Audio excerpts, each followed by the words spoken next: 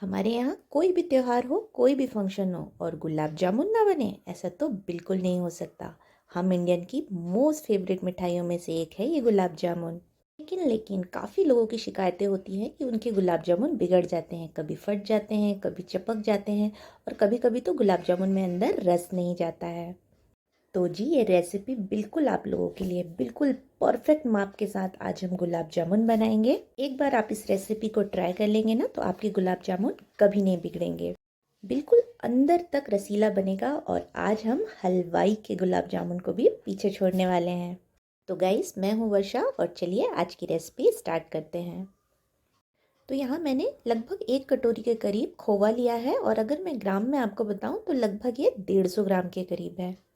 और यहाँ मैंने लिया है बिल्कुल फ्रेश पनीर और ये 50 ग्राम है। और यहाँ मैंने लिया हुआ है मैदा। तो ये बहुत इंपॉर्टेंट है कि कितने खोवे में कितना मैदा डालना है। तो मैं यहाँ पे 3 टेबल स्पून के करीब मैदा ले रही हूँ और अगर ग्राम में हम नापेंगे तो ये 40 to 45 ग्राम के करीब है। और सबसे पहला हम काम करेंगे कि जो पनीर हमने लिया है उसे ग्रेट कर लेंगे, क्योंकि पनीर को अभी हमें मलना है। तो ग्रेट करने पर क्या होगा कि हमें इसे मलना आसान हो जाएगा। आप चाहें तो इसे ना भी कद्दूकस करें, आप डायरेक्ट भी इसे मल सकते हैं। बस हमें पनीर को क्या करना है, बिल्कुल अच्छी तरह से मसल के चिकना कर लेना है। तो हथेलियों से आप इसे मल लीजिएगा और 2 से 3 मिनट तो आप इसे कंटिन्यूसली मलिएगा ही। और जब ये बिल्कुल चिकना हो जाएगा तो अब हम इसमें खोवा डाल देंगे और खोवे को भी अब हमें पनीर के साथ मलना है। तो बिल्कुल इसी तरह हथेलियों का यूज़ करते हुए हम खोवे को भी बिल्कुल अच्छे से चिकना होने तक मल लेंगे। और बिल्कुल इसमें आप हथेलियों से प्रेशर लगाते जाइएगा ताकि जो खोवे में थोड़े बहुत भी अगर दाने हों तो वो भी बिल्कुल चिकने हो जाएं। और अब बारी है इसमें मैदे को मिलाने की। तो मैदे को आप इसमें मिला लीजिएगा और इसका हमें बिल्कुल एक सॉफ्ट डो बनाना है। तो आप पहले मैदे को मिला लीजिएगा, फिर हल्का सा पानी इसमें अगर आपको लगता है तो थोड़ा सा डाल के बिल्कुल अच्छी तरह से मिला लीजिएगा और एक डो की तरह इसे हम तैयार करके रख लेंगे। तो बिल्कुल सॉफ्ट डो इसका हमें बना लेना है और ढक के 15 से 20 मिनट का रेस्ट दे दीजिएगा। अब बना लेते हैं हम चाशनी। तो 2 कटोरी मैं यहाँ पर चीनी ले रही हूँ और जितना चीनी लिया है उसका आधा मैं पानी यानी कि 1 कटोरी पानी ले रही हूँ।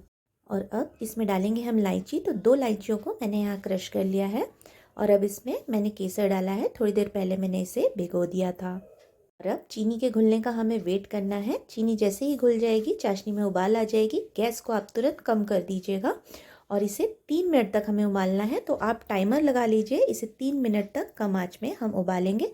उसके बाद चेक करेंगे चाशनी को। तो 1 कटोरी में थोड़ी सी चाशनी निकालिए, उसके बाद हाथ से इस तरह से दबा के देखिए, देखिए चिपचिपी हो गई है और हल्का सा तार भी बन रहा है। तो गैस को आप तुरंत बंद कर दीजिएगा। चाशनी हमारी तैयार हो चुकी है। तो अब हम ना क्या करेंगे कि इसे हम थोड़ा सा वापस से मल लेंगे और बिल्कुल चिकना कर लेंगे इसे, ताकि जो हम गुलाब जामुन बनाए ना उसमें बिल्कुल भी दरारें ना आए।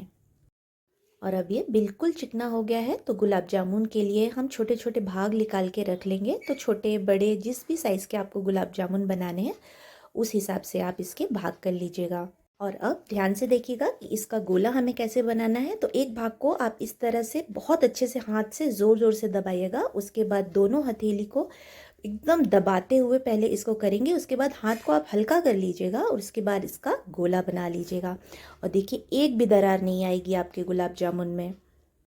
और बस बनाते जाइएगा और एक प्लेट में रखते जाइएगा। और इस वक्त आप जो तेल है या घी है उसे गर्म करने के लिए चढ़ा दीजिएगा कम आंच में।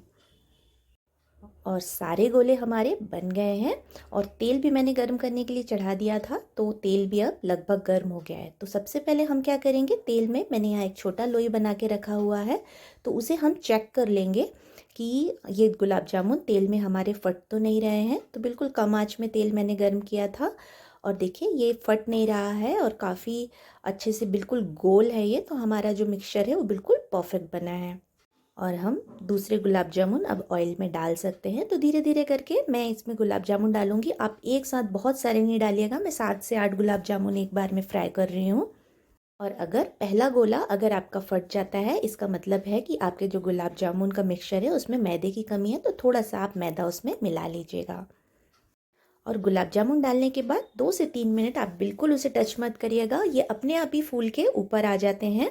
और 3 से 4 मिनट के बाद इसे आप हल्का हल्का सा टच कर सकते हैं और बिल्कुल इस तरह से हिलाते हुए आप इसके चारों तरफ अच्छा सा कलर ले आइएगा। एक बात का ध्यान आपको ज़रूर रखना है कि इसे बिल्कुल हमें कम आंच में सेकना है, और जब इसमें अच्छा सा कलर आ जाएगा आपका पसंदीदा कलर, तो इसे निकाल लीजिएगा। और अब गुलाब जामुन को आप दीजिएगा 30 से 40 सेकंड का रेस्ट। उसके बाद आप इसे चाशनी में डालिएगा, और चाशनी ध्यान रहे कि गुनगुनी होनी चाहिए। अगर आप इसे बहुत गर्म चाशनी में डालेंगे तो जो गुलाब जामुन है वो पचक जाएंगे, और अगर आपने इसे ठंडी चाशनी में डाल दिया तो गुलाब जामुन के अंदर रस नहीं घुसेगा। और देखिए मैंने यहाँ दूसरा बैच भी डाल दिया है गुलाब जामुन का, और ये बिल्कुल रस में डूब गए हैं। और अब इसे आप ढक के 3 से 4 घंटे के लिए आराम से रस में छोड़ दीजिएगा। और हमारे गुलाब जामुन हो गए हैं बिल्कुल तैयार सर्व करने के लिए। कितने परफेक्ट बने हैं, बिल्कुल हलवाइयों जैसे बने हैं। मार्केट में जो गुलाब जामुन मिलते हैं ना, बिल्कुल उसी तरह के बने हैं। गाइस अब आप इसे बिल्कुल निश्चिंत होकर घर पे ट्राई कर सकते हैं, बिल्कुल भी आपके गुलाब जामुन नहीं बिगड़ेंगे। और देखिए ये अंदर से भी कितने लाजवाब लग रहे हैं।